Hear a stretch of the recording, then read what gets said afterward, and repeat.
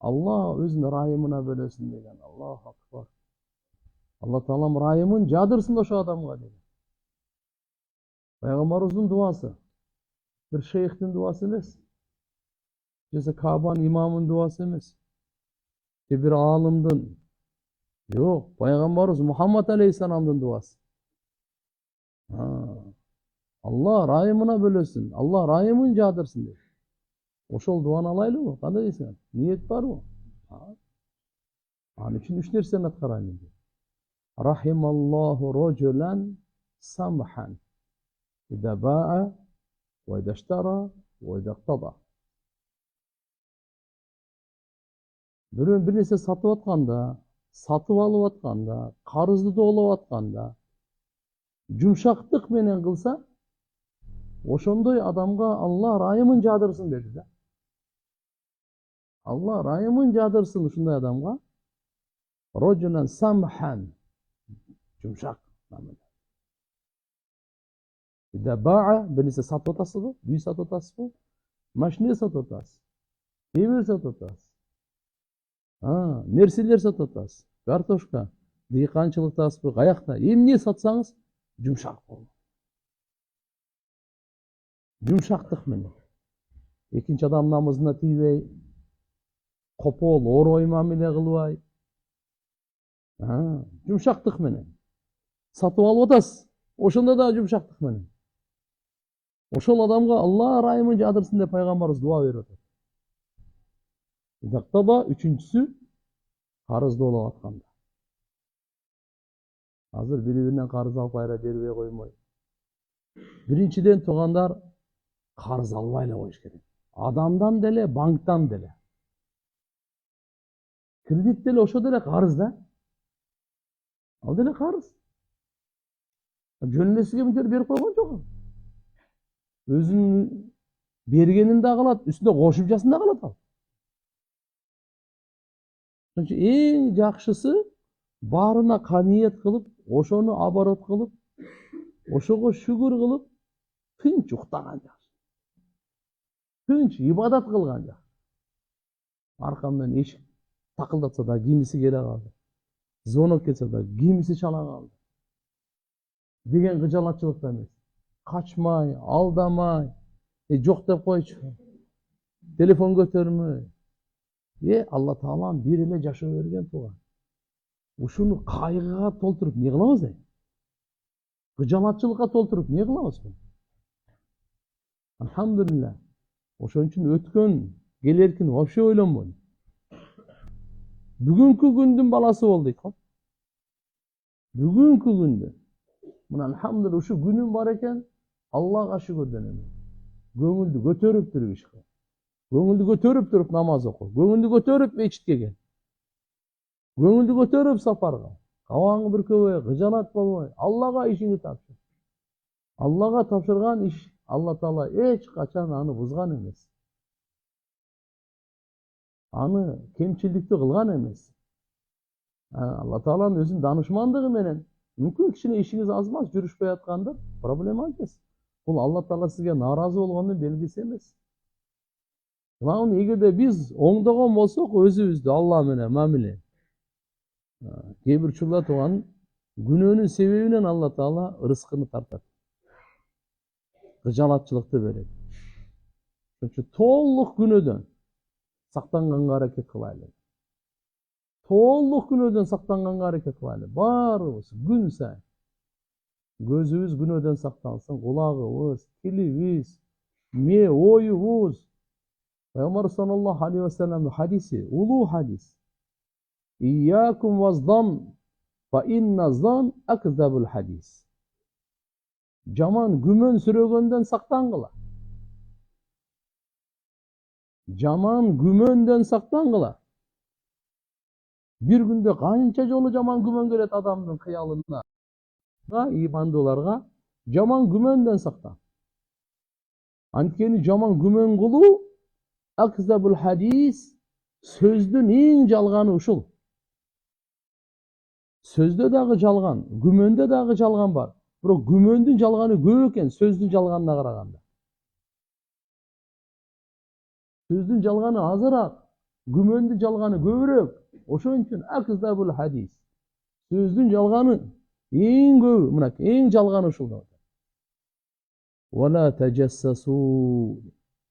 Мусулмандын айыбын издеп артынан түшпөй эле кой. Мусулмандын айыбын издеп артынан түшпө. Пайгамбарыбыз башка бир хадисте айткан, ким бир мусулмандын айыбынын аркасынан түшсө, анын артынан Алла түшөт деген. Алла кимдин артынан түшө турган болсо, үйүндө отуруп эртең үйгө чермендесин чыгарат деген.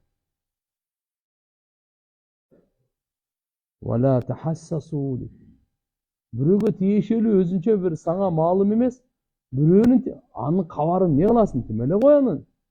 Билейин деп аракет кылбай эле кой анын эмне болот.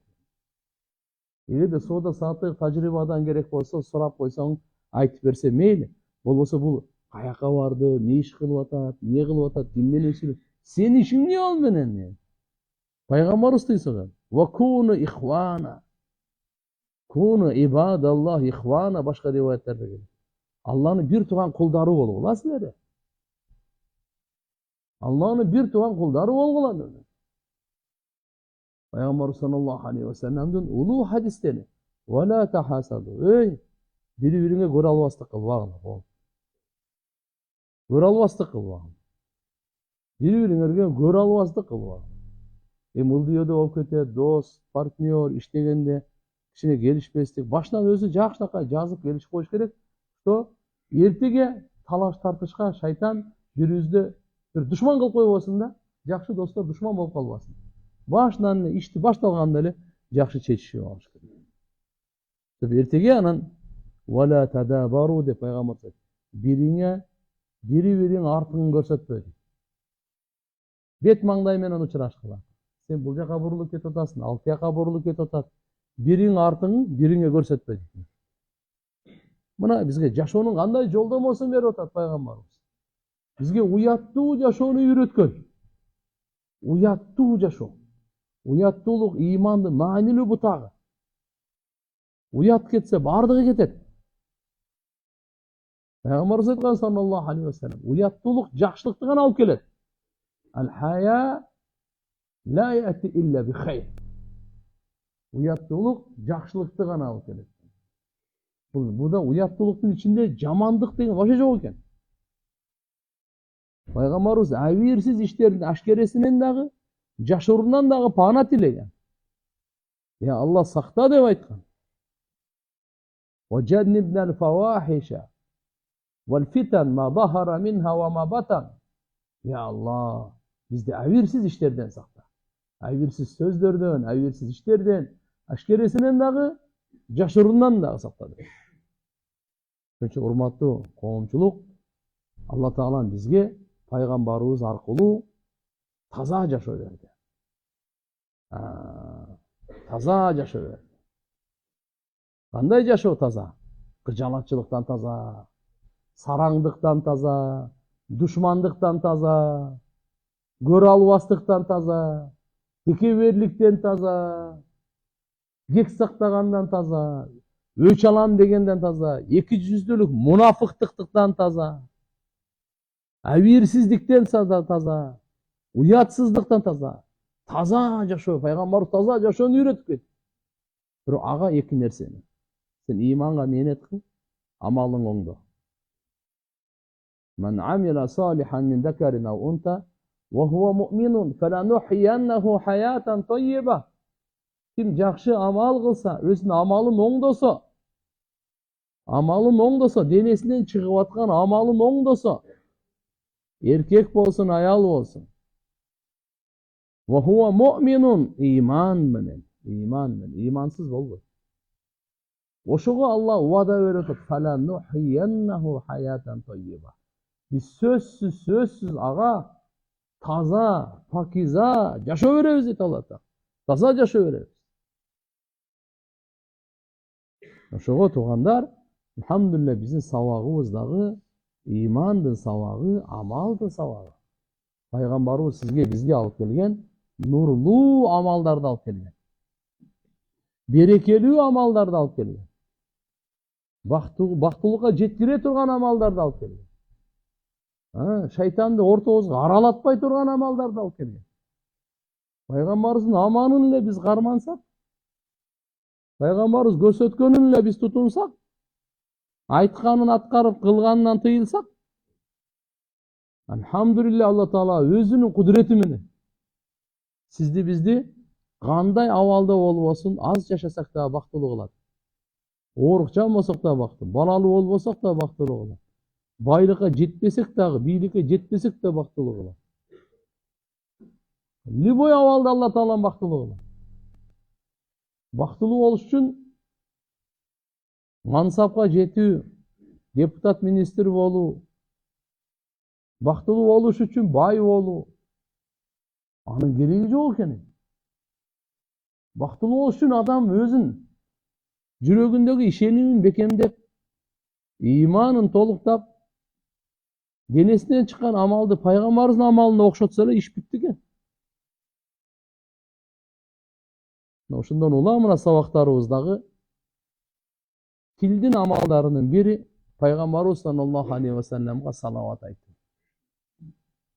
Саллаллаху алейхи ва саллам. Адам заттын мырзасы. Калайык калктын эң улуусу. Эки дүйнөнүн таажы. Бардык пайгамбарлардын имамы. Бардык пайгамбарлардын пайгамбары, периштелердин пайгамбары. Адамдардын, жиндердин пайгамбары. Мухаммад саллаллаху алейхи ва саллам биздин пайгамбарыбыз. Субханаллах. Кимге пайгамбар дегенде алымдардан 4 сөз бар. Биринчи, инсан менен жиндерлерге пайгамбар. Пайгамбарыбыз өзүнүн жашоосунда 6 жолу жиндерге жолуккан. Алар келип 6 жолу сүйлөшүп болгон. Пайгамбар саллаллаху алейхи ва саллам дават берген буларга. Меккеде дават берген. İnsanlar калып жиндерге дават берген. Жиндер келип иман келтиришкен. Курандын аятын угуп таң калышкан. Tan berişken. Oh, emne деген söz. Kasiyetli, kudrettin ulu sözü. Kul uhiye ileyye ennehu istama neferun minel cin fekalu inna semi'na Kur'anen acaba yahdi ila rushd fe amenne bih ve len nüşrike bi Rabbina ahada. Peygamberimize vahiy düşürülüyor.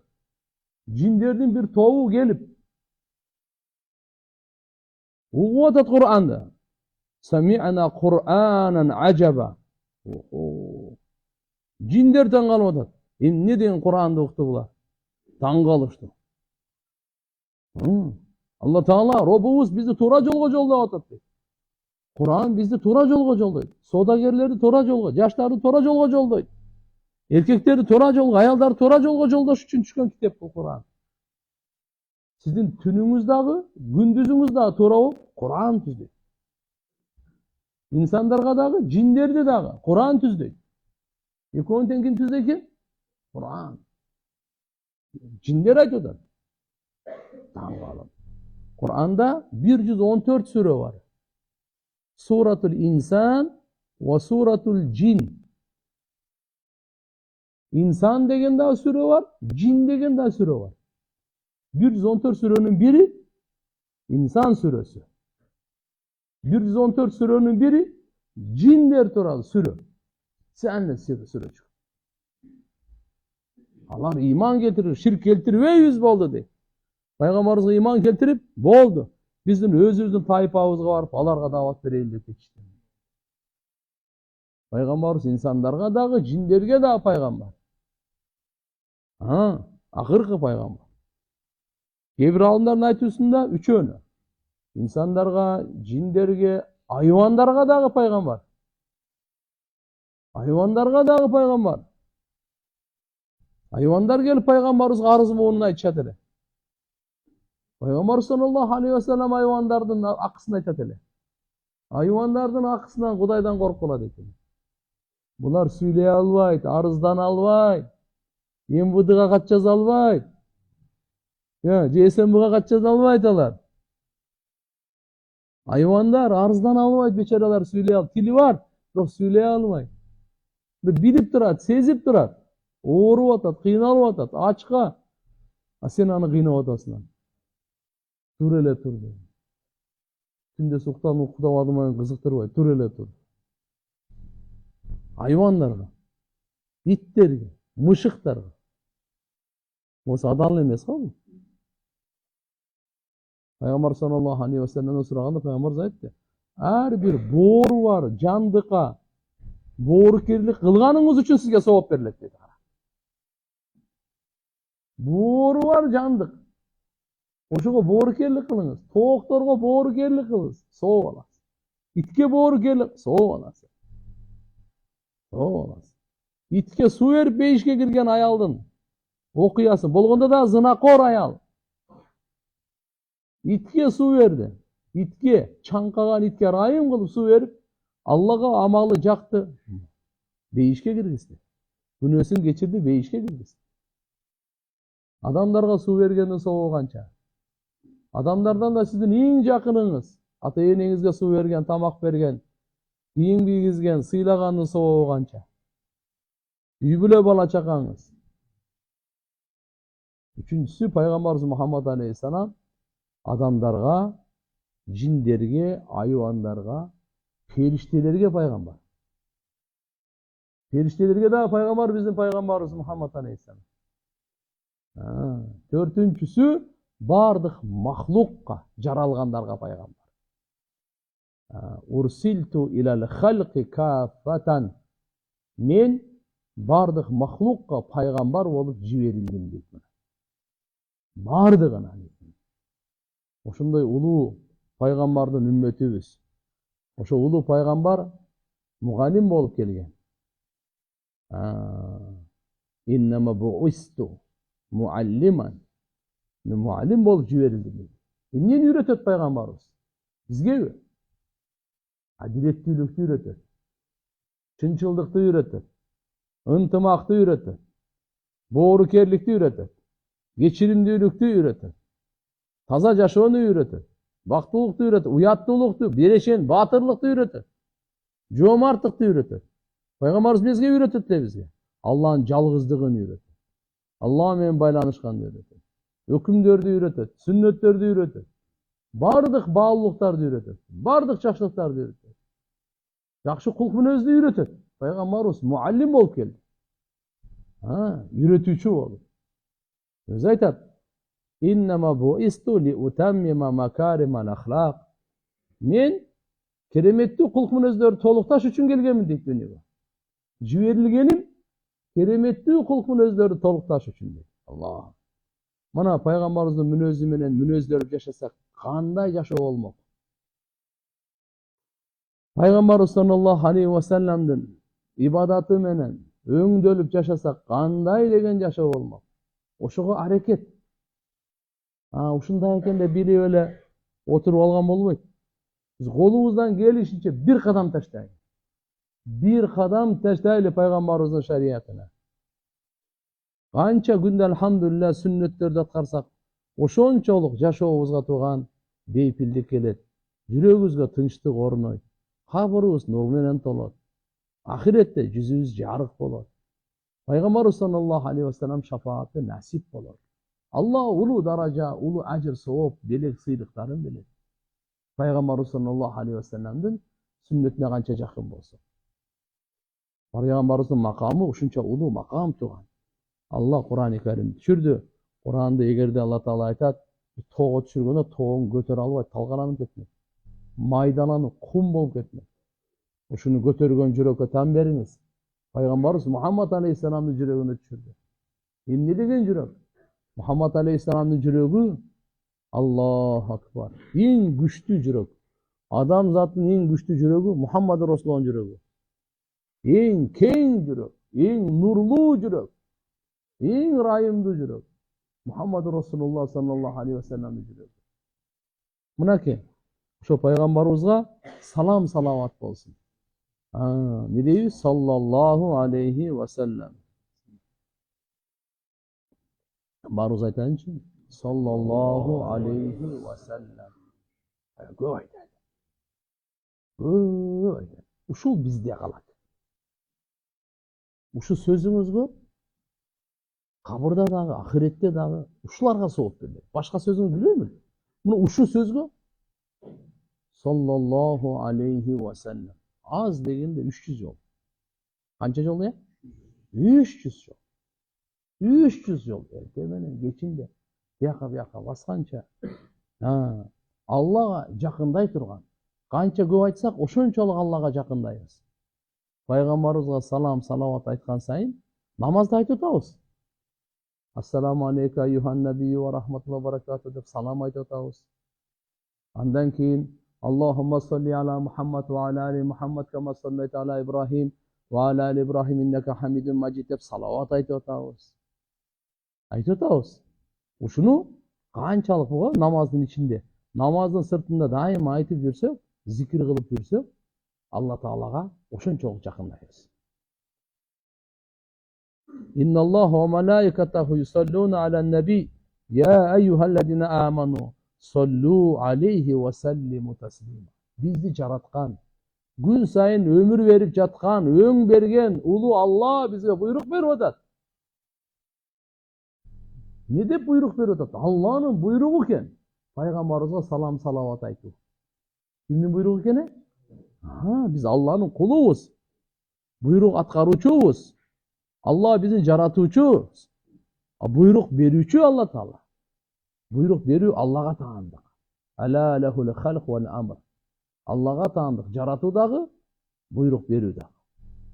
Алла Таала өзү периштелери Пайгамбар Мухаммад алейхиссаламга салам айтат дейт мынакей.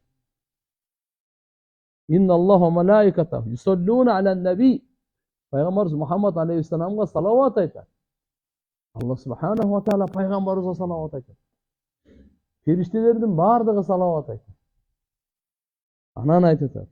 Ey иман келтиргендер. Силер дагы Мухаммад алейхиссаламга салават айткыла, жана салам айткыла. Саллу алейхи ва саллиму таслима. Бизге де саллаллаху алейхи ва саллам. Эң кыска салават. Демек бул ыйык аятта Алла Таала момин пенделерге Пайгамбар Мухаммад алейхиссаламга салават айтканга буйруп атат. Такриман ли мақамихим ва ташрифан лахум. Мына Пайгамбардын макамы канча улуу, канча шарапаттуу, периштелер, даражалар көтөрүлүп, күнөөлөр кечирилет. Аллага жакындык, бардыгы Пайгамбардын шафаатына ылайыктуулугу. Муслим шарифте келет. Abu Hurayra radıyallahu anhu'dan Peygamber sallallahu aleyhi ve sellem aytat. Man salla aleyya salatan vahida. Kim bana, Peygamber aytadi. Kim bana bir salavat aytsa, sallallahu aleyhi aşara, Allah'a 10 salavat aytadi. Peygamberimizin aytkanını qarаңыз. Kim bana bir salavat aytsa, bekar emas eken. Bekar emas. Siz bir salavat aytasiz go, bekar emas. 10 жыл Алла sizge salavat aytar. İmam Ahmad keltirgen rivayetinde Abu Talha Ansari radıyallahu anhu'dan Peygamber sallallahu aleyhi ve sellem Câ'e dâte yevmin ve surur yura fi vecihihi şerif. Peygamber bir yolu geldi, yüzünen, nurlu yüzünen, subhanallah, kuanıç görünüp durat dedi. Şunday, adam gede kuanganda yüzünen görünüp ko? Ya. Кейде кайгырганда жүзүнөн көрүнөт. Пайгамбарыбыздын жүзүнөн кубаныч жаркырап турду дейт да. Анан факулна я Расулаллах, биз айттык, о Алланын элчиси, инна нара сурур фи вajhik. Сиздин жүзүңүздөн биз кубаныч көрүп турабыз. Бул кайсы кубаныч? Эмне үчүн сүйүнүп атасыз деген суроону беришти да. Факала Расулуллах саллаллаху алейхи ва саллям пайгамбарыбыз айтты. Иннаху атанил малак. Bana perişte geldi deydi. Kim geldi? Perişte. Cebrail aleyhisselam. Fakole ya Muhammed, ey Muhammed dedi. Cebrail perişte. Geldi. Ama yurdika enne Rabbaka azza ve celle yakul innehu la yusalli aleyke ahad min ummetik illa sallaytu aleyhi aşara. Peygamberimize gelip ayet ötatti. Oşu perişte ötatti. Allah Teala perişte ne dedi? Siz razı emezsiz mi? Sizdin Rabbiniz mınандай деп айтып жатканынан Sizdin ümmetіңізден sizge kim bir salavat aytsa, Allah ağa 10 salavat aytadi. Uşuga razı emessizmi dedi. Ha. Ve la yusallimu aleyke ahadun min ummetik illa sallamtu aleyhi aşra. Sizin ümmetinizden kim sizge bir salam aytsa, Allah ağa 10 salam aytadi. Siz uşuga razı emessizmi dedi. Fakale sallallahu aleyhi ve sellem Peygamberimiz aytdı. Bala, ne üçün razı emes ekemiz? Razımın dedi. Hayır, radıytu. Ova razımın dedi. Mına ketugandar Peygamberimiz sallallahu aleyhi ve sellem yüzünün kuanıştın sebebi uşunu gelgen eken de ana. Peygamberimizge bir salam aytsanız, Peygamber Allah size 10 salam aytar. Peygamberimizge bir salavat aytsanız, Allah Taala size 10 salavat aytar. Ha?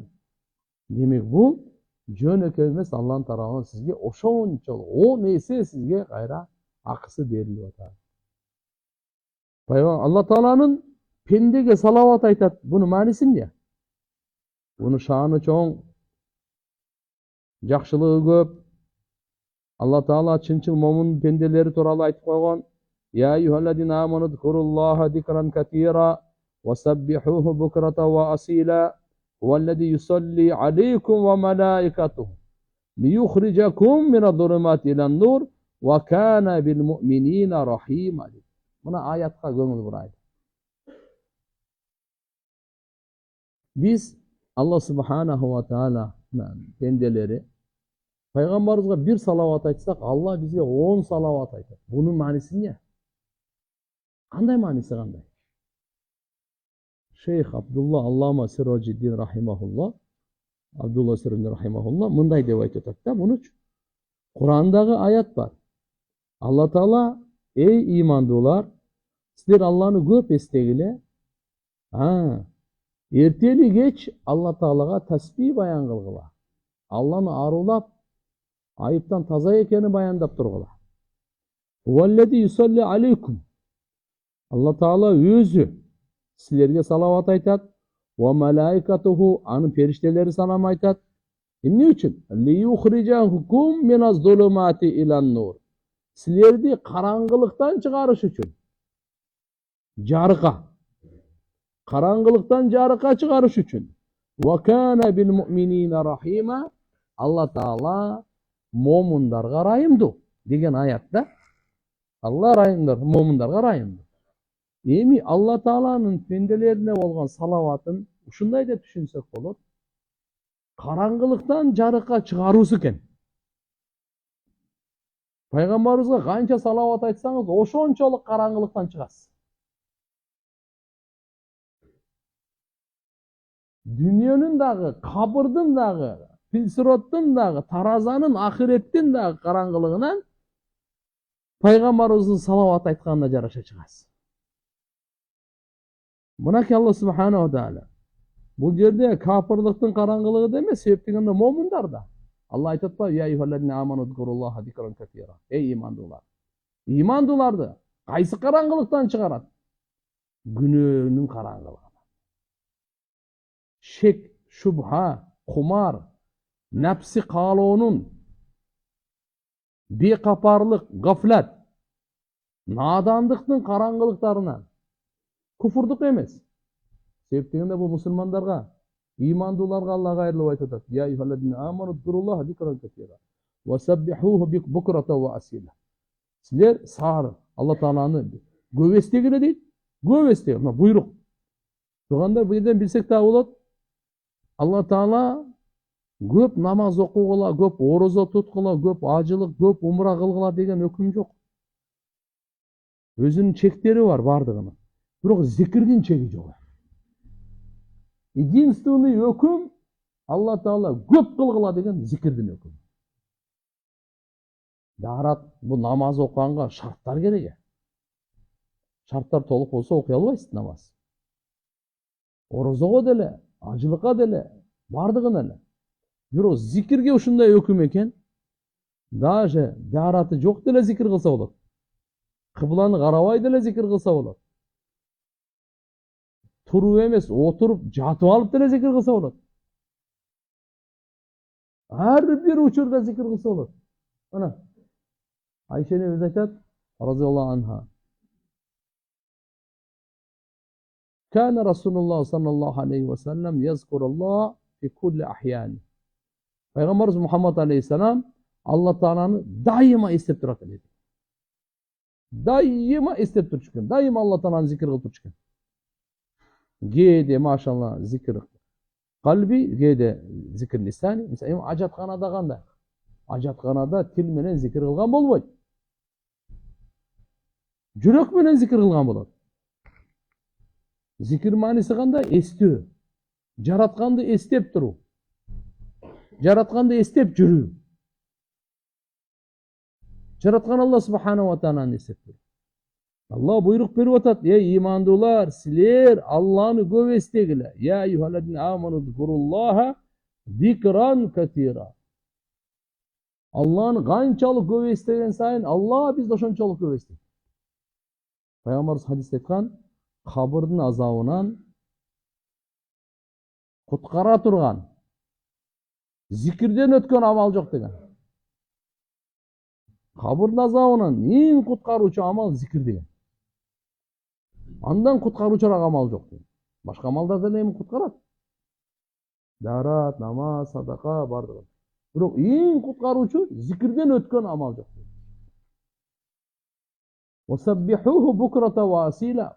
Peygamberler dağı tuğanlar erteli geç, sağır dağı geçinde dağı Allah Teala'nı tasbih, arulap duratırlar.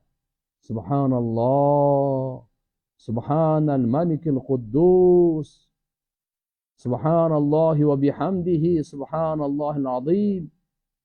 Allah'ını bardık arulap, bardık ayıptan tasadı. İstegende. Vitr vacip okup bitkenden keyin bir sünnet var. 3 jolu Subhanal Malikil Kuddus dep koyuş gerek. Peygamber Hazretleri. Aytып koyuş ekan? Subhanal Malikil Kuddus. Vitr vacip okup bitkenden keyin. Bul da zikirde. Subhanal Malikil Kuddus. Üçüncüsün Peygamberimiz ünün büyük götürüp ötetler. Subhanal Malikil Kuddus. Üçüncüsü. Subhan Malikil Kuddus. Demek buna yerde Allah Subhanahu ve Teala pendelerine salavat aytat. Siz Peygamberimize bir salavat aytsanız Allah sizge 10 salavat aytat. Salavatlı manisi kanday dese, buna salavatlı manisi karangılıktan jarıka çıkar. Бұл жерде күфірліктің қараңғылығынан емес еді. Себеп дегенде бардығы момын, имандылар. Түннің қараңғылығы емес та бердечі. Себеп дегенде күндіздің жарықтығы сөз келеді. Түн итағыла қараңғы. Алла Таала ана бізді қайзы қараңғылықтан жарыққа шығарайын деп атат. Бұл болса мына зулуматул кулуб бидунуб ва зулуматуш шадаид вал куруб وظلمات العقول بسبب الشكوك والشبهات والوساوس الشيطانية وظلمات الصدور بالضيق والغم. Demek Peygamberimize kança salavat aytsanız, salam aytsanız, жараткан Алла Таала 10 есе bizde aytып atkаны, бұл деген караңгылыктан чыгаруу. Эмненин караңгылыгы? Жүрөктүн караңгылыктары. Жүрөктө караңгылайбы? Ооба, күнөө менен караңгылайбы. Күнөө кылган сайын жүрөк караңгылайт. Peygamber sallallahu aleyhi ve sellem misal keltirip aytkan. Apapakay gezdeme. Kara çekit koysanız sırası bilinip turat da. Şu ak koynak giyip alınız. İçine öyle. Bunda kara koynaktan bir bilinmeyip de buralarda. Kirli, taza, kahtan bilesin. Sonra appak. Appak koynak. O şu içine toçka sırası öyle bilinir. Жүрөк ушундай ак кездемедей, ага күнөө кара чекитти. Күнөө болгон сайын чекит көбөйө берет. Жалган сүйлөгөн сайын, жала жапкан сайын, арам ойлогон сайын, арам сүйлөгөн сайын, арам жеген сайын, арамга баскан сайын, таразадан арам алдап тарткан сайын, баягы кара чекит көбөйө берет. Дагы бир учур келет экен, жүрөк капкара болуп калат экен. заң баскандай, дат баскандай капкараң болуп калат. Ошол учурларда анан кийин bunun жүрөгүнө эч бир жакшы сөздүн таасири тийбей калат. Буну моргка алып барсаң деле баары бир, көргө алып барсаң деле баары бир. Эмне үчүн? Мына жак совсем бүткөн да. Не болгон эле? Совсем бүткөн бuyагы. Кудайым ошондой капкара жүрөктөн сактасын да. Пайгамбарыбызга салават айтсак, Алла субханаху ва таала күнөөнүн себебинен караңгылап калган жүрөктү жарыкка чыгарат. Салаваттын пайдасын көрдүңүзбү? Бирөөнө 10. Эсептеңиз азыр $1000 ашсаңыз, $10,000 пайда алып атсаңыз, ушундай бизнес барбы дүйнөдө? $10,000 $1,000 пайда алышыңыз мүмкүн, азырчы. Бирок сразу $1,000 $10,000, $10,000 $100,000, $1 миллионго 10 миллион, мындай бизнес жок. Алла таалам алхамдулилlah ва лиллахи масалул а'ла тургандар мынакей. Ошон үчүн мына жерде чыгаруусу экинчиси. Zulumatu şedâid vel kurub. Кайгынын караңгылыктарынан Алла таала чыгарат. Ким пайгамбарыбызга салават айтып турса, анын жүрөгүндөн Алла таалам кайгыны алып салат. Жалатчылыкты алып салат анын. Ичине түйшүктөр турат эле. Кантип өзүмдү багам, кантип карызымдан кутулам, бала чакамды кантип багам, эртең кантип жашайм, кандай болот экен тиги маселе, мынау кандай болот экен. Жалат болбу. Алла таала мээңизден, жүрөгүңүздөн кайгыны алып салат. Салаваттын берекесинен Алла таала алып салат. Андан кийин акылдын караңгылыгы. Эмне? Шукук, шубухат, шек, күмөндөр менен. Алла жардам бере бербейби? Алиязу билlah, кайра тирилтеби, тирилтпейби? Мен рызкым кандай? Шектенбейиңиз. Аллахумма инни ауду бика минаш шак. Аллахумма инни ауду бика минаш ширк. Ва шак, ва шиқақ, ва нифақ, ва суил ахлақ. Пайгамбарыбыздын дуаларынан келет. Я Алла, мени ширктен сакта, шектенүүдөн сакта, бөлүнүп жарылгандан сакта, жаман мүнөздөн сакта, мунафыктыктан сакта деп. Ошон шектенбеш керек. Кур'ан-ы Карим кат'ий. Шекке орун жок. Кескин. Конкретный өкүмдөрү менен. Аллахым Кур'анда айтып атат: "Ва ма мин даббатин илля алаллахи ризкуха. Нахну нарзукукум." Ар бир жандыкка ырыскыны берүү Алла Тааланын жоопкерчилигинде. Ар бир жандыкка. Пенделерге тим боло рызкы берет. Аллага жакшы күмөн кылыңыз, сизге Алла рызкы берет. Сизди бактысыз кылыш үчүн жараткан жок, сизди кыйнаш үчүн сизге сыноо берип аткан жери жок. Сизди оңдош үчүн сыноо берип атат. Өзүнө жакындатыш үчүн, күнөөлөрүңүздү кечириш үчүн, даражаңызды бийик кылыш үчүн Алла Таалам башыңызга иште сыноо берип атат. Сыноого көтөрө алат экенсиз, сыноо көтөрө алганга берет Алла Таала. Ошон кичине сыноо келип калса, жалат боло бербең. Намазга кайрылың. Сабыр кылып туруң. Пайгамбар саллаллаху алейхи ва саллям интидар фарач. Ибадаттардын эң абзели маселенин чечилүүсүн күтүп туруу. Кичине сабыр күтүп туруңуз, чечилет. Ушул ибадаттардын эң абзели. Ибадаттардын эң абзели. Демек, Алла Таалага, пайгамбарыбызга бир салават айтсак, Алла бизге 10 салават айтат. 10 салават айткандын мааниси эмне экен? Караңгылыктардан жарыкка чыгаруу. Эмненин караңгылыгынан? Акылдын караңгылыгынан. Алла берди акыл. Куранды нуру менен нурлабай, дүйнөнүн караңгылыгы менен толтуруп алдык дагы. Өлгөндөн кийин тирилеми деп шектенип жүрөбүз. Мына шек. Кабырда сурак бар, шектенбеңиз. Ахиретте сурак бар, кыямат күнү Алланын алдында туруу бар, эсеп китеп бар, бейиш бар, дозок бар, тараза бар, Аллага жолугуу бар. 1 грамм шеги жок.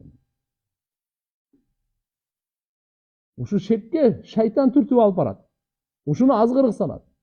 Ушундай жаман акылды шектин караңгылыгы менен карайткан акылды пайгамбарга салават айткан берекесин жок кылат. Аллаху акбар. Пайгамбарыбыз саллаллаху алейхи ва салламга Салават айтып туруңуз ошон үчүн. Салаваттын канча пайдасы? Болбосо шайтан бизди өзүнүн азгырыгы менен жаман кылат. А пайгамбарыбыз Мухаммад алейхиссалам туугандар карап туруңуз. Азыр бүгүнкү бу дүйнөдө азыр ушу дүйнөдө азыр ушу күнү канча кан төгүлүп атат. Канча бузукулук болуп атат. Канча арам болуп атат. Ушунун баардыгы шайтандын азгыруусунун натыйжасы. 100%. А пайгамбарыбыз Мухаммад алейхиссалам шайтандын азгыруусунан куткаруу үчүн келген. Шайтандын азгыруусунан бизге жол көрсөтүү үчүн келген. Эй, шайтан мынандай азгырат, мына жолду тандагыла. Мынандай, силер мынаны кылыңlar деп. Ошонун бири пайгамбарыбыз саллаллаху алейхи ва салламга салават айтты.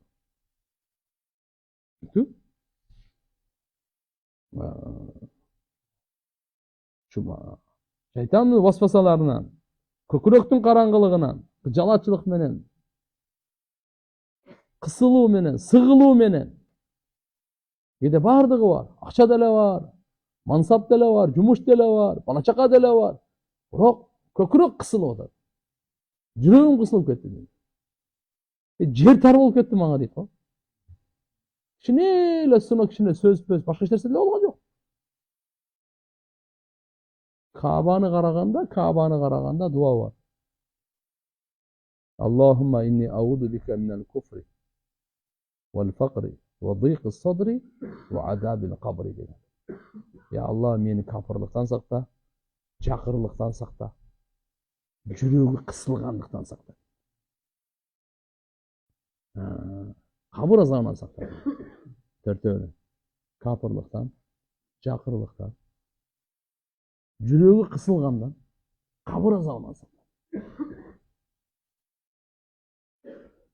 Жүрөгү кысылган. Жөнөкөй нерсеми? Бардык нерсе бар, жөнөкөй кысылып атам дейт. Бир окуя айтып берейин, көп жыл болуп калды да бул. 30 жыл болуп калды го дейм. Да, 30 жыл болуп калды. Анда Бишкекте 24 бөлмөлүү үйлөр жок эсеп эле. Бир байдын окуясын айтып берейин. Канча бөлмө? 24. Азыр эми бар андай үйлөрдү салып атышат бияк. Мурда анда бир 95-жылда, как раз 30 жыл болуп калды да. Ошондой окуяларда. А мындай эми андай байлардан эле бар. Бардыгы бар. Анан күндөрдүн биринде айтат. Эми кичине келишпестик тияктан ыйылсын болгон. Ушул үйгө батпай калдым дейт.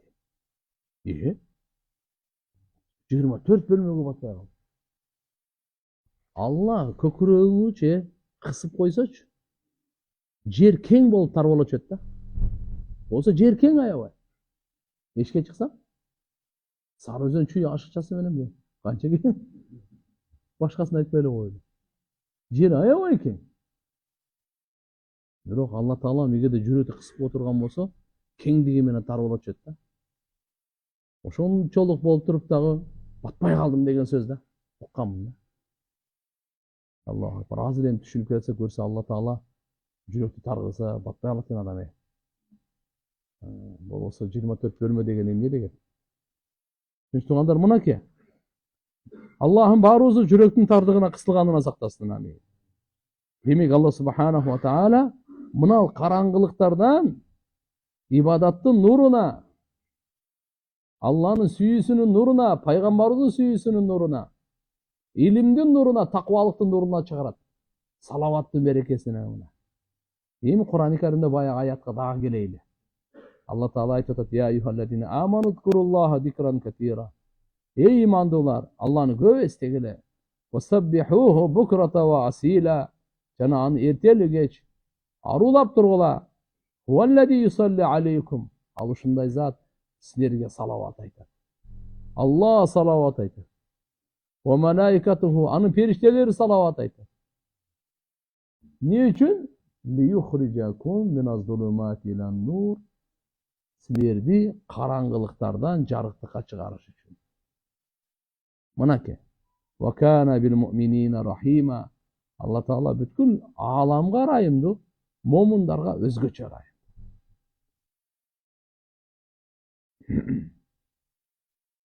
Демек, адам баласын Алла субханаху ва таала салаваттын берекесинен нафил ибадаттарга жакындатат. Салават айткан сайын пенденин даражасы көтөрүлөт, күнөөлөрү кечирилет. Насаи шариф имам Муснад Ахмадда келет, Абу Талха Ансариден Пайгамбар саллаллаху алейхи ва саллям асбаха таyyibun nafs yura fi wajhihi al-bishr faqala ya Rasulullah asbahta al-yawm طيب النفس يرى في وجهه البشر فقال أجل أتاني آتي من ربي عز وجل فقال لي من صلى عليك من أمتك صلاة كتب الله بها 10 حسنات ومحى عنه 10 سيئات ورفع له 10 درجات ورد عليه مثلها. Насаи шариф китеп бар. Бухари шариф дегендей Насаи шарифте китеп бар. Муснад Ахмад экөөндө тең келет. Абу Талха Ансариден риwayat. Пайгамбарыбыз бир күнү аябай көңүлү ачык, tayyibun nafs. Жүзүндөн машалла кубаныч жаркырап турган, таң аттырган. Ошондо сахабалар сурашты: "Я Расулалла, бүгүн сиз жүзүңүздөн ушунчалык кубаныч жаркырап турат. Ушундай таң аттырдыңыз. Не болду?" дегенде пайгамбарыбыз айтты: "Туура. Жаратуучумдун тарабынан бир периште келди, Жабраил алейхиссалам.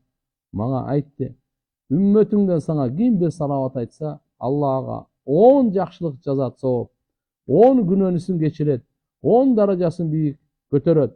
Жана салават айтты го, ошонун өзүндөй кылып сага дагы кайтарат" деген.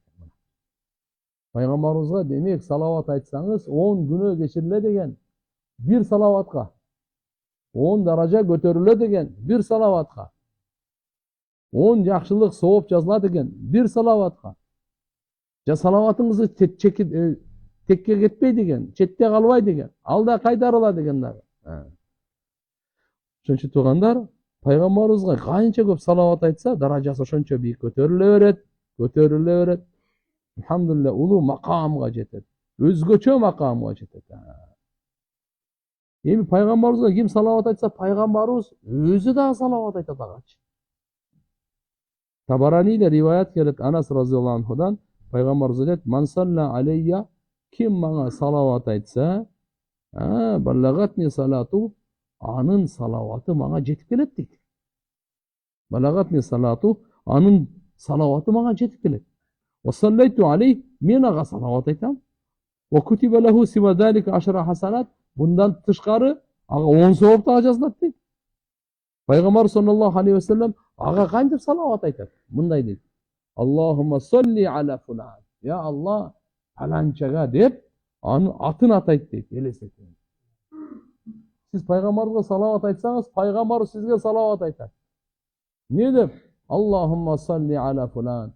Фаланчага я Аллах, өзүң салават айт деп. Пайгамбар бир салават айтып коелу. Саллаллаху алейхи ва саллям. Мындай салават айтат. Аллахумма салли аля сейидина Мухаммад. Айтыңызчы. Аллахумма салли аля сейидина Мухаммад. Улуу оолиялардын тажрыйбасынан, хадис эмес. Улуу оолиялардын тажрыйбасынан. Ким 1000 жолу айтып жүрсө, өлөрдөн мурда иншалла Алла Таалага бейиштеги макам жайын көрсөтүп алат. Аллахумма салли аля сейидина Мухаммад. Күн сайын 1000 айтып жүрсө. Анчаны аракет кылсак болот.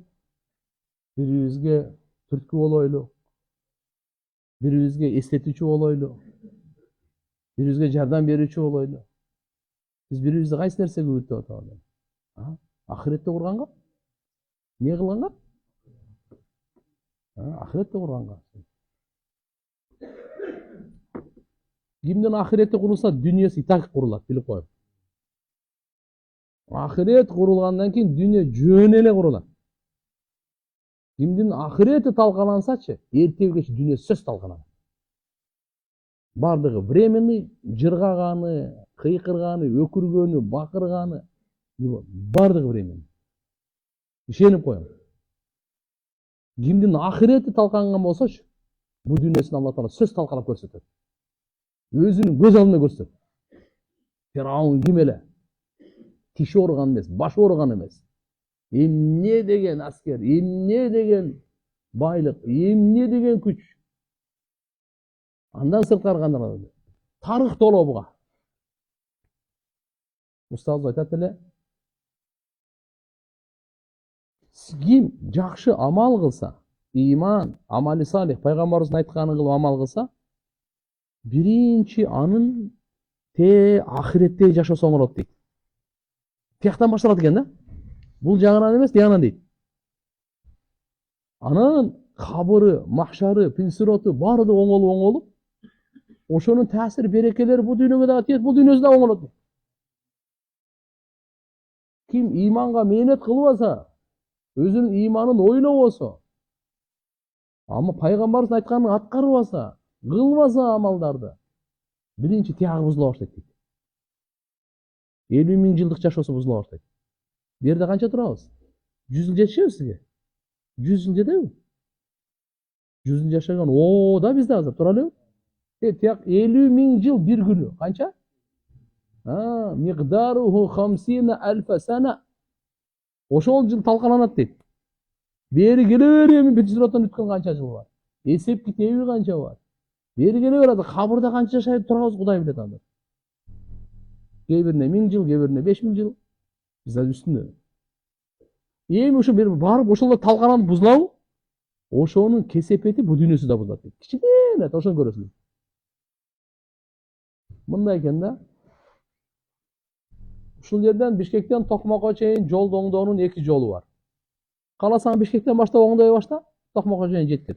Каласаң Токмоктон бери деле оңдоп келсе болот Бишкекке чейин. Экөө да тең эле оңолот. Бирок иман менен амалга мээнет кылганы тияктан оңолуп келет бияка. Иман менен амалга ким мээнет кылбаса, тияктан бузулуп баштайт. Бул жагынан тиягынан. Бул да бирдей. Ошон үчүн туугандар, күн сайын Аллага шүгүр кылайлы. Күн сайын Аллага ибадат кылайлы. Аракет кылабызбы иншалла? Албетте. Жүрөккө бейпилдик келет, күнөөлөр кечирилет, адамдын нафси тазаланат. Пенде улуу макамга көтөрүлөт. Алла Куранда айтат: "Ва салли алейхим инна салатака саканул лахум." Бул да Курандын аяты. Ва салли алейхим. Пайгамбарыбызга айтты. Сен аларга салават айт. Сенин салатың, салаватың саканул лахум, аларга тынчтык, бейпилдик, аларга рахат дейт. Сакан деген ас-сакина аллати яскуну лахал калб. Ана жүрөгү ордогон бейпилдик, рахат дейт. Ва татмаинна лахан нафс. Ана рахаттанат дейт. Ва танаам ушундай бейпилденет. Ва язиду бихал иман. Имандын нуру күчөйөт, көбөйөт буга толуктанып. Ва яхсу бихал курбан. Алла Таалага жакындык болот. Алла субханаху ва таала тугандар баарыбызга пайгамбарыбыздын сүйүүсүн насип кылсын. Амин. Пайгамбарыбыздын сүйгөнүн белгилери бири сүннөтүн бекем аткарайлы. Пайгамбар саллаллаху алейхи вассаламга салават көп айтайлы. Эмне айтайлы тугандар? Салават көп айтайлы. Мен дагы айтайын.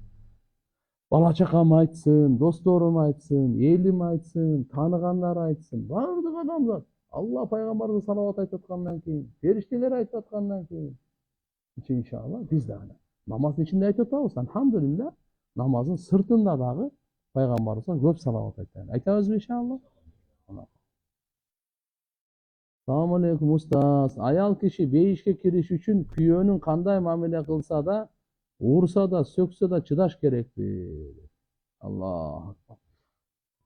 Endi bu kuyovning bu urgani, so'kkani bardыгы aram.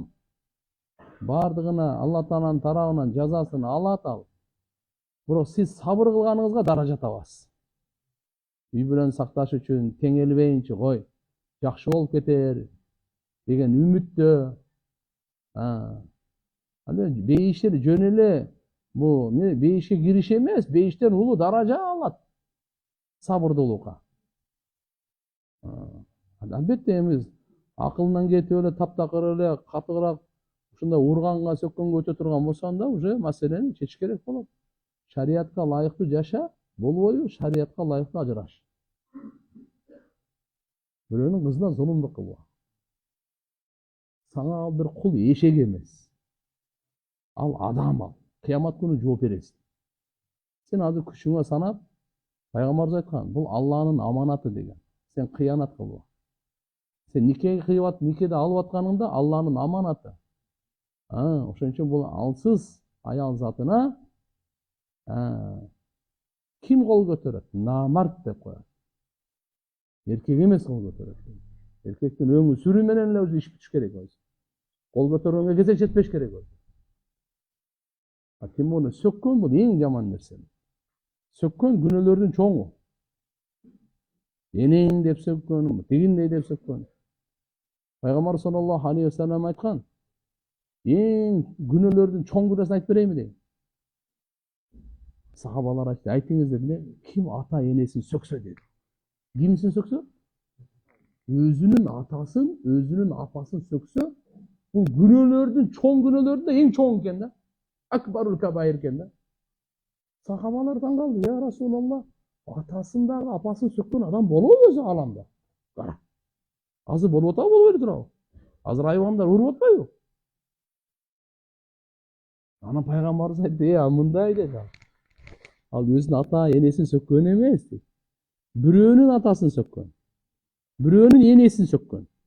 Жыйынтыгында бул дагы бунун атасын сөккөн. Бул дагы бунун энесин сөккөн. Макулбу? Bu atasına da enesine söküştü kim alıp verdi? Özünü mına. Uşul özün atasını sökkön, özünün enesini sökkönde günölerin en çoğun günösünü aldı da otayı. Günölerin en çoğun günösünü aldı da.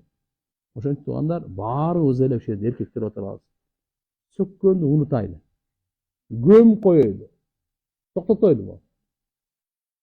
Jaman adattan arılaydı. Oldu. Anan görüp oşonun orдуна salavat. Oşonun orдуна ne ekeni? Salavat. Araptardын bir жакшы sıfatı var da. Talaşıp, ol ketesin koy keteşim. İnsansın da. Salli anan nebi deyip de. Peygamber'e salavat ayt deyip. Uruşup ketseçi. Mınan sen aldın koya, berbeye koydun koya, maşine süzüp aldın koya, mınan ne yaptın? Uruşup ketesin mi? Bizde mına kırgızlar olsa sırada öyle tak başlayıp ketmek da. Yok, onlardan öyle sırada. Salli anan nebi. Peygamber'e salavat ayt deyip. Maşallah, bu tiline bu da adatları görünüp kalgan mı bunun? İkincisi de bir yol daha görüp kalmayacak Mekke'de. Kul la ilahe illallah deyip. La ilahe illallah ayt deseç, narkı sayılmaz. Muhammed Resulullah deyip. La ilahe illallah ayt bayıleçi. Bizim yaş baldarımızda Kur'an okutup kalsan, oңдойсуң го? Оңдогондон кийин кийинкисин окуй берет да. Токто, оңдолгондо окусаң биринчи депчи. Bu da la ilahe illallah ayt desең, Muhammed Resulullah deyip. Кандай болгон чакта да тургандар сөккөн токтош керек. Мына жаман адат, жаман кылык. Бул мусулмандын иши эмес. Кээ бирлер сөккөндү совсем эле баягы связка стоп кылып алыптыр. Эки сөзүн бирөөсүнө кошуп туруп анан сиз буну окшошпойт окшойт да. Буну мээсинде окшобойт, просточу. Мээсинде окшобойт да, ошого көнүп калган да. Ар бир сөккөн сайын жүрөк караят, ар бир сөккөн сайын сага кабырда сонун нерсе таяр болуп турат, айтып кое берейин. Жагабы, жакпайбы мына күтүп ала бер. Peygamberimiz aytты mınaki. Akbarul kabair. Çoğun günölerin de çoğuzu da otat. Özün ata enesini sökkönde. Şoň üçin inşallah siz mına sabır kılıp, jakşnaka inşallah akıl esinde uçurundagı davat bergile. Bir kitap okup zikir kılıp. Hatta biröňör tınç bolup kalsaňar, ekoten kötörülbeyç, ayal menен güýösüç. Birөө tınç bolup kalsa inşallah mesele çeşilip ketet. Kaçan bolat topoloň. Ekoten kötörülgende bolat da könçöç. Көзүмдө сурма, мындайча айтканда кат жок. Чыгарткым келип жүрөт. Күнөө болобу же кечиримдүү элеби? Алдын ала рахмат. Кереги жок. Алла жараткан ошо чырай. Пенденин колунан эмне келет эле? Башкача кылам деген. Жок, эгерде эмесе тиш кичине кыйшык же шырам болуп калса мына кылса болот. Баягы мына сурма мындайча айтканда кат жок дегени көзгө неме айтып атам ал жерде? Алын. Gereği yok var. Men bıyıl üynönöйүн degen. Бирок карыздарым көп болуп жатат. Эмне кеңеш бересиз? Жок, карызын кутулуңуз. Биринчи иншалла жакшынакагы. Аракет кылып иштеңиз. Сиз үйлөнгөн экөөнү багыш керек да. Азыр бирөөнү багып карыздан кутулган оңойраак да, экөөнү багып карыздан кутулган. Уже тияка да бөлүш керек да. Ага кийим кетет, ооруп калса дары-дармеге, тамак ашы бар, турак жайы бар, иштер көп да. Ana göre siz adını inşallah tınımsız Allah Teala'dan dua kılıp işteniz dağı karızdan inşallah kutulgan hareket kılın. Allah'ın yardım versin. Сакал 4 тал эле болуп жатат. Ошого жанагы миноксидил дейби? Миноксидил сүйкөп же бир канча убакыт кырып көбөйтсө болобу? Мен билбейт экен мынау дарыңыз кандай дары миноксидил деген. Карап көр, эгерде ичине көбөйтө турган болсо, сүйкөсөңүз болот. Бирок кайра кырганга ага болбойт. Жөнөкөй байпака масык кылган имамга уюса намаз өтөбү? Биздин мазхабта өтпөйт. Биздин мазхабта пут жууш керек туугандар. Ошон үчүн мына кээде mesela салафи туугандар, достору бар. Силер эгерде имамчылыкка өтүп калсаңар, путуңар жууп эле койгула, айлана эне.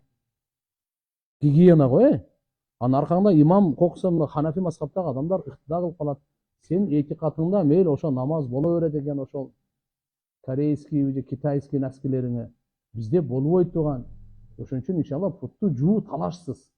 Наскиге мас тартуу талаштуу. Талаштууну таштап туруп талашсыз менен эле жүрө бербейлиби? Путту жуу эле таптаза кылып эле. Бизде өтпөйт. Мен аябай намаз окугум келет, бирок 1-2 күн жакшы окуйм, андан кийин оюма бир маал же кийинчерээк окусамбы деген ойлор келе берет. Кандай кылсам болот? Шайтандан келе берет булар. Ошон үчүн иншалла ар убакыт намазды калтырбаңыз. Өз убагында окуңуз, кечиктирбеңиз, макруh кылбаңыз. Бир бутта гипс бар эле, гусул важип болуп калганда чечип жууш шартпы? Же масык тартса болобу гипстин үстүнөн? Жок. Эгерде гусул болуп калса, башка денени жууңуз. Ошол гипсте путтун үстүн масык кылып коесуз. Суу аласыз да.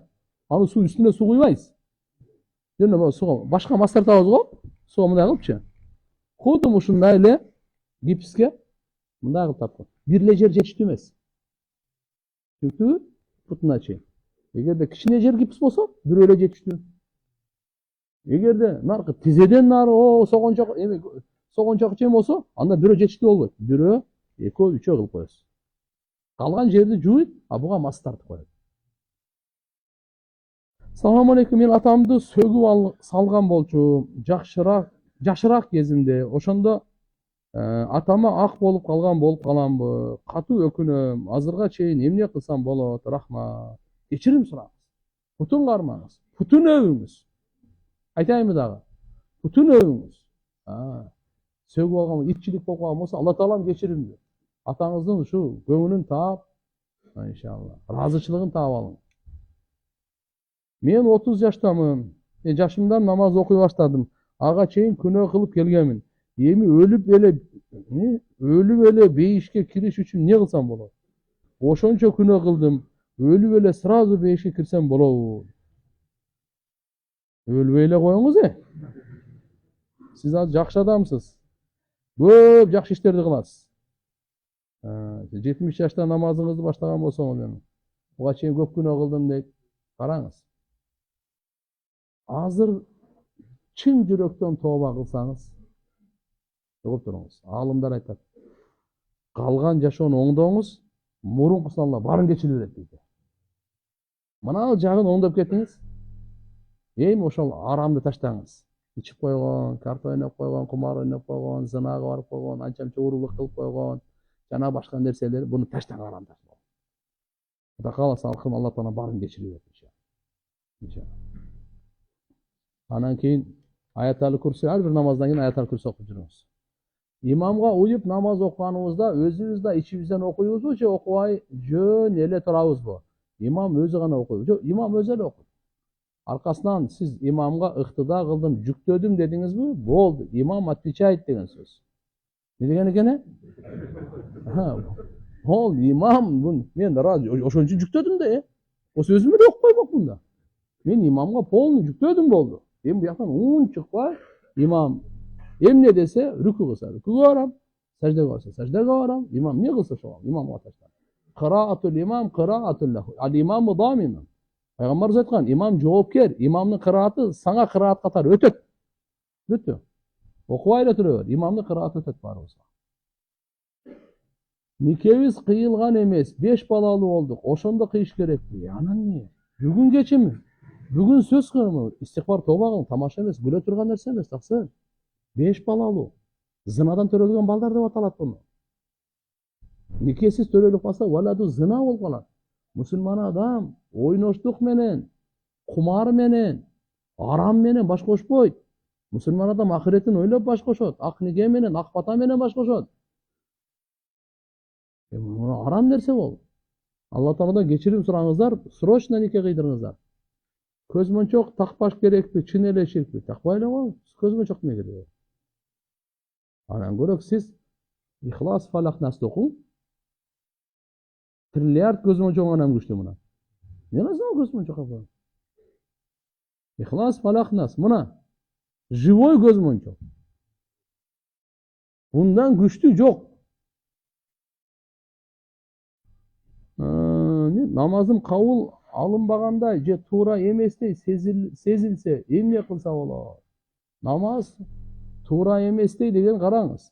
Пайгамбарыбыз саллаллаху алейхи ва салламдын стандартына намазыңызды салып көрүңүз. Сиздин намазыңыз пайгамбарыбыз намазына туш келеби? Значит туура. Туш келбесе туура эмес. Эми кабыл болбосу мындай. Алладан жакшы үмүт менен окушубуз керек. Бүткөндөн кийин коркушубуз керек. Жакшы үмүт менен окушубуз керек. Иншалла кабыл болот деген. Бүткөндөн кийин эмне кылыш керек? Коркушубуз кандай? Я Алла, Кудайым кабыл болбой койбосун деп. Анан мен ушу бардыгын ушу бүтүрүп койдум биягын деп эме болбой, спокойный болбой, наоборот Алладан коркуп турушубуз керек. Үмүт менен коркуу экөөнүн ортосунда болот да иштин бардыгы. Так, бул дүйнөдөн өтүп кеткендерге кайсы сүрөнү окуса сообу көп болот? Ихласты окуңуз 3 жолу. Фатиханы окуңуз, Аятал Курсини окуңуз. Ясинди окусаңыз өтө жакшы. Пайгамбарыбыз өзү айткан: "Иqra'u surata Yasin ala mautakum." На өлүктөрүңөргө Ясин сүрөнү окугула деген. Өлүп аткандарына дагы, өтүп кеткендерине дагы. Устаз, көз тийгендин же сыйкырдын белгиси кандай болот? Ооруп калат адам кадимкидей эле. Сөздөрү орунда эмес болуп калат. Көз башы орунда эмес болуп калат. Көз тийген же сыйкырдын белгилерин. Жамаатка кечигип калсам, кантип кошулуп окуп бүтүрсөм болот? Мисалы, асыр намазда. Намазга эгерде сиз кечигип калган болсоңуз, карап туруп, имам салам бергенден кийин, экинчи саламын бергенден кийин турасыз. Биринчи саламда эмес. Мүмкүн биринчи саламдан кийин жаңылыш саждасына жыгып бериши мүмкүн алчы. Ошон үчүн туруп турасыз дагы, экинчи саждадан кийин точно турасыз дагы, сиз имам менен канча рекет окуганыңыз билинип калат. 1би, 2би, 3пү, мейли. Калганын өзүңүз турасыз дагы анан толуктайсыз. Эгерде имам менен сиз 3 рекет окуп, 1 рекет сиздин мойнуңузда болсо, имам салам бергенден кийин туруп, Субханакаллахумма окуйсуз. Аузу бисмиллах окуйсуз. Мени Фатиханы окуйсуз, ичиңизден амин дейсиз, зам сүрөнү окуйсуз. Рүкү, 2 сажда, ат-тахият, салават, салам менен бүтүрөсүз. Макулбу? Эгерде экөө болсо, анда туруп дагы Фатиха менен зам сүрө, Фатиха менен зам сүрө кылып бүтүрөсүз. Эгерде имам менен 1 эле рекет окудуңуз. Имам менен канча рекет окудуңуз? 1 рекет. Анда кандай кыласыз? Анда турасыз, Субханакаллахумма, аузу бисмиллахны окуйсуз, Фатиха, ичиңизден амин, зам сүрөнү окуп туруп отурасыз ат-тахиятка. 1 рекет отуруп отурасыз. Ошо сиздин акыңызда 2 болуп эсептелет. Түшүндүңүзбү? Анан кайрадан турасыз дагы, Фатиханы окуйсуз, амин дейсиз, зам сүрө окуйсуз. Рүкү 2 сажда кылып туруп кетесиз. Андан кийин Фатиханы эле окуйсуз, мейли, рүкү 2 сажда кылып ат-тахиятка турасыз. Анан салават саламды айтып туруп, дуа кылып, 2 жака салам берип чыгып кетесиз. Түшүнүктүү болдубу? Бизде магазинде бар арак сатылат. Магазинде арак сатылат. Намаз окусак болобу? Намазды окуй бермес, аракты жок кылыңыз. Бирок эгерде ошол арак сатылган магазиндин ичинде окуйм, ана болбой калат. Мен намаз окуйт элем, бирок мен намаз окуган сайын күйөөм маскара кыла берет. Жолдошумду да намаз окуң десем, кийин деп эле жүрөт. Маскарлабасын. Имандан ажырап калат. Намазды конокто болгондо кыскартып окуса болобу? Эгерде конокко ушул жерден ат башыга барсаңыз, кыскартып эле окуйсуз. Смотря конокко барган канча километр? 120 километрден ары болсо, кыскартып окуйсуз. Кайсыны? Асырды, пешимди, куптанды. 4 рекетлерди 2 рекеттен кылып. Аялы бар туруп кыздары менен таанышуу туурабы? Шайтандык иш. Субханакаллахумма бихамдика, ашхаду ан ла илаха илля анта, астагфирука ва атубу илейк.